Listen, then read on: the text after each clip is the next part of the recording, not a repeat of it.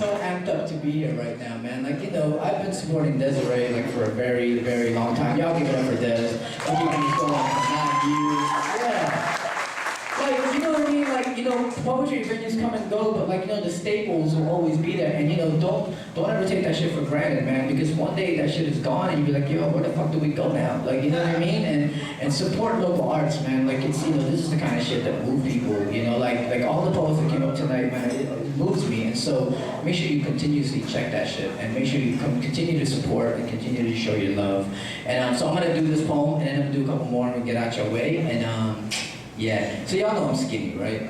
Like, does that look like, right? No, for real, like, I write poetry just to get pussy because I can't, like, it was so sad in high school, like, you know what I mean? Like, I could be writing the most beautiful sonnet, right? And some dude with, like, bigger muscles just comes along, like, hey, how you doing? It's like, oh my God, you're so cute. And I can walk away and I'm like, fuck, and I'm like reading my poems and tears are dropping on them, you know what I mean? So it's why I do this. So, you know, but you learn to realize that sometimes you are who you are for a reason, man, and don't ever like take that for granted. Like, don't ever look at yourself and be like, yo, I wish I could do this and this. That's what this poem is about, and here it is. So as if by some divine act of grace, late in the midst of my prayer, God revealed his face with an offer to recreate me according to my own design. So I said, fine. I said, I want biceps and pecs. I want to wear tight shirts that make me look like I'm smuggling ice packs on my chest.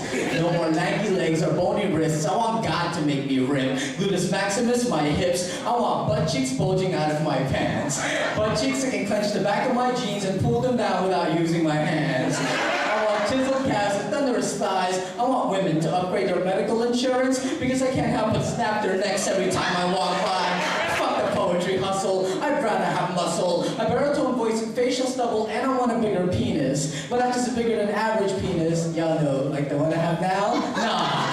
I want one the size of a forearm with a clenched fist. You kind of have to wrap around my waist every time I piss. I'll make my living as a stripper. Stage name Mr. Bangkok. Master of the art, soy sauce body shots, and I'll get laid. Not to mention get paid. Because my stack of unpaid bills got me lighting candles at night. Yo, yesterday, for real, the electric company came to my house, shut my drapes, and told me I can't even have daylight. So if God wants to offer me change, I want to be butt naked on MTV Cribs in a diamond-studded tub taking a bubble bath and champagne. God obviously did not share my enthusiasm. So I said, in that case, make me immune.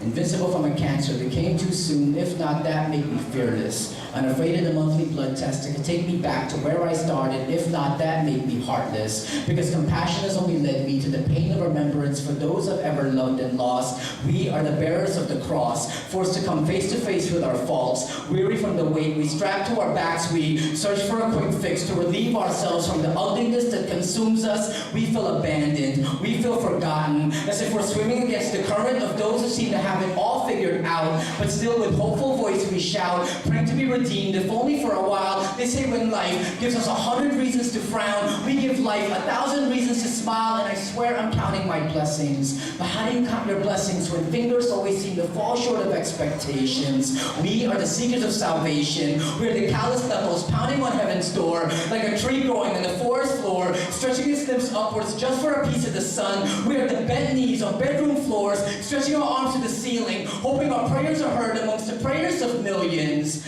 And then God spoke, said I was missing the purpose, because somewhere between the thresholds of our homes and the thresholds of churches, there will be days when prayers seem to hang lifeless at the edge of our tongues. There will be days when the ugliness reveals itself as a shadow dancing on the blades of our shoulders, but beauty's in the eye of the beholder, and the only beholder is Him. This ain't about picking at the scabs of your sins. This ain't about God finding you amongst a sea of faces. This is about you finding God in the most chaotic of places. This is about dancing in the sprinklers.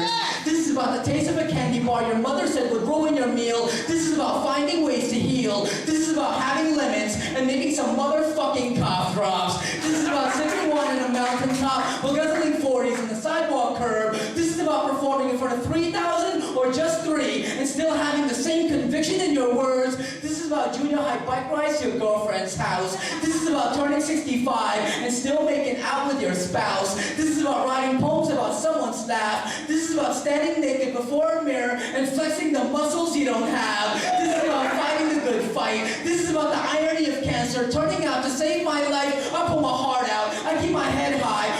with patience for the day God reveals his face and makes me the same offer once again. And when such time arrives, this time I will look him square in the eye and tell him, make me as I already am, because nothing has ever been more beautiful.